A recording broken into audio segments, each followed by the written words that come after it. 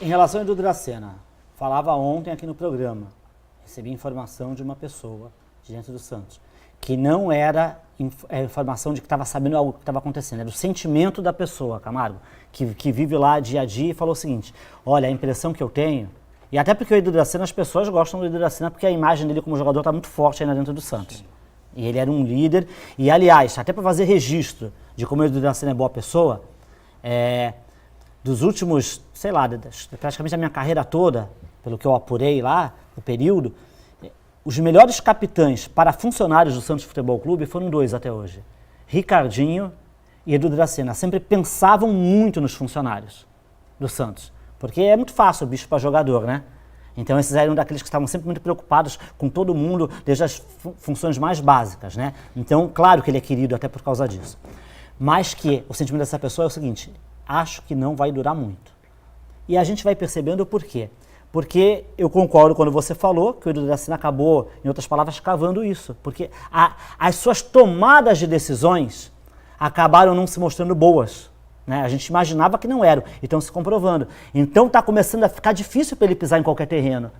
E vai chegar num momento em que ele corre risco, porque ele não vai ter o que fazer.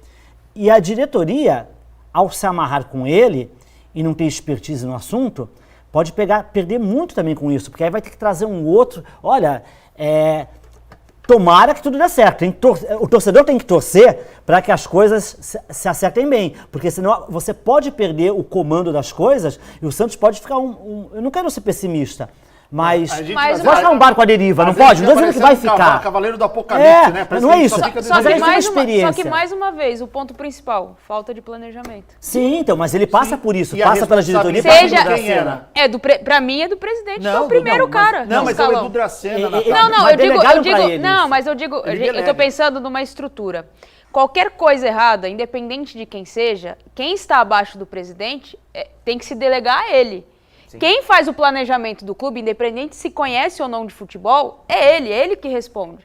Então, o que ele tinha que fazer? Se cercar de pessoas que conheçam muito de futebol e que tenham um planejamento definido, mas ele partiu do princípio, Nath, que o Edu Dracena sabia. O Edu Dracena sabe de futebol, é um cara do futebol, estava trabalhando no Palmeiras, só que simplesmente o Edu Dracena, na minha opinião... Caso, né? Eu quero muito, eu não tive a oportunidade de conversar com o Edu Dracena, de entrevistar o Edu Dracena, desde a chegada dele ao Santos. Eu não tive essa oportunidade, mas eu gostaria que o Edu Dracena, se um dia ele me desse a oportunidade de entrevistá-lo, porque ainda só teve situações pontuais que o Edu Dracena conversou com a imprensa desde que chegou a Santos, para mostrar e até provar para as pessoas que está sendo dito, está sendo equivocado, que ele montou sim um planejamento e explique, né? Porque não é explicar para o Felipe, para o Harley, para a Natália, para o Voney ou para o Caio, é para o torcedor do Santos. Porque o torcedor do Santos está com essa impressão de que o Santos de 2021 para 2022 não mudou muita coisa. Que o Santos desorganizado e o Santos que sofre com problemas técnicos, que vive com problemas dentro de campo, é um reflexo de um Santos desorganizado no seu departamento de futebol. Então o Edu Dracena, ele quando foi contratado e delegaram a ele a responsabilidade de montar, fazer o departamento de futebol um departamento ativo, num departamento que resolvesse os problemas que o Santos vivia, ele não está cumprindo com essa obrigação. E outro, talvez ele poderia ter dito assim: não, presidente, olha, eu não vou ser capaz nesse momento de assumir tudo isso.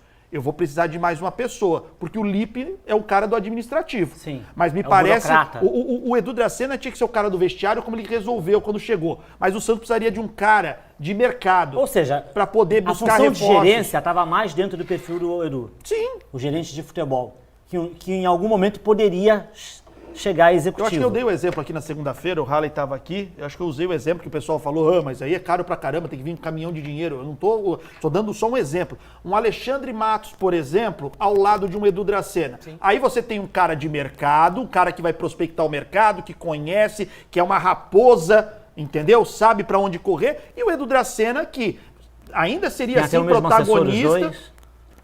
Tem isso também, mas aí é que eu falo da falta do planejamento, porque sabendo-se que ele não é esse cara desse métier do mercado e que ele precisa desse apoio, porque mas aí então o dinheiro esse é o planejamento do CG. Então, mas é isso que o CG hoje ainda não entende, Natália, que o gastar um pouco a mais hoje é você ter retorno lá na frente.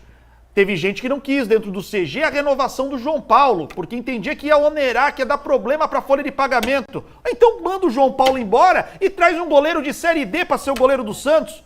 Aliás, E vai pro Santos pra Série B. Quero ver o que vai adiantar você equalizar as contas e ter um time na Série B. É preciso ter equilíbrio, gente. Senão a coisa não caminha.